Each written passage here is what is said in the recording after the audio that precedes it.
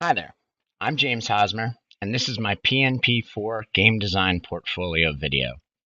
In this brief video, I'd like to begin by going over the 6 principles that we learned in this course that are key, and then we'll demonstrate them in a minute.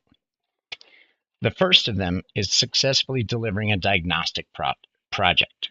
This is the project here I'll be delivering.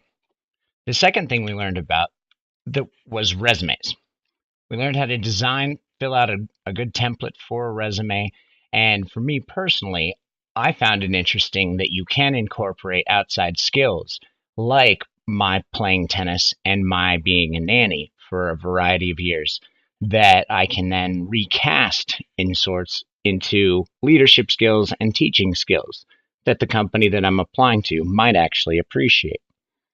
The third thing that is a principle in this course is the Scrum and the sprints techniques and principles, and learning how to utilize those. Along with the fourth, which is learning software like the Trello.com, and we'll be taking a look at that in a bit. Fifth principle is learning to showcase your skills and your projects in videos just like this one.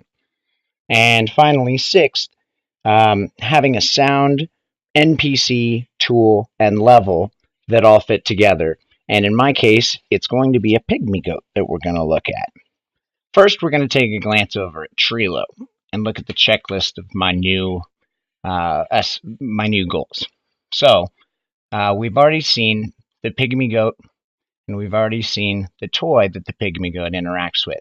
So the final addition is my level. My checklists are blocking out a fence to keep the pygmy goat encompassed, blocking out a shed for it to live in, and blocking out some straw bale that will, give the shed a little bit of a homely feel. We got to add textures to all these prefabs, and then I wanted to add some terrain so that it had something to sort of bounce off of. Pygmy goats live in environments with lots of rocks and cliffs and things. They like to bounce off of everything. So I wanted to do the texture or add the terrain for that.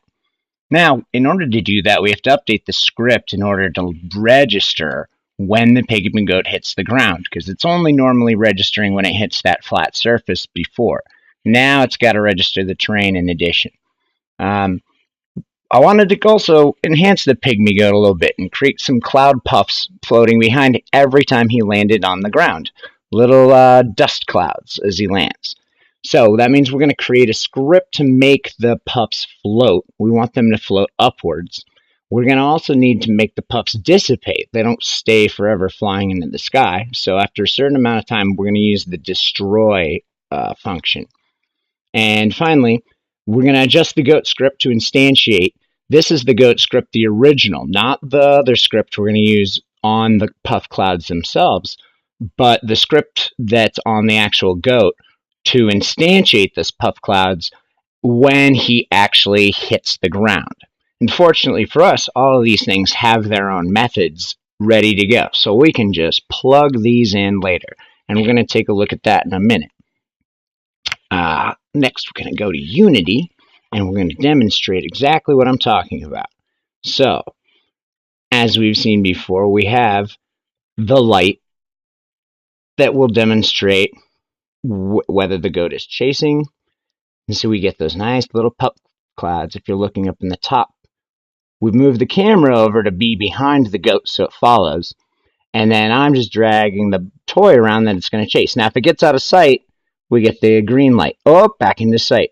Now, if I bring this around behind where it can't see, he goes red. And if I get close enough, he stops straight up and then goes after the thing. Now, we can go over and investigate. Oh, there, sneak up on him. Boom, jumps up and goes attacking it again. So notice each of these clouds is, as he lands, they go up and then they vanish. And finally, we're going to look at the scripts here.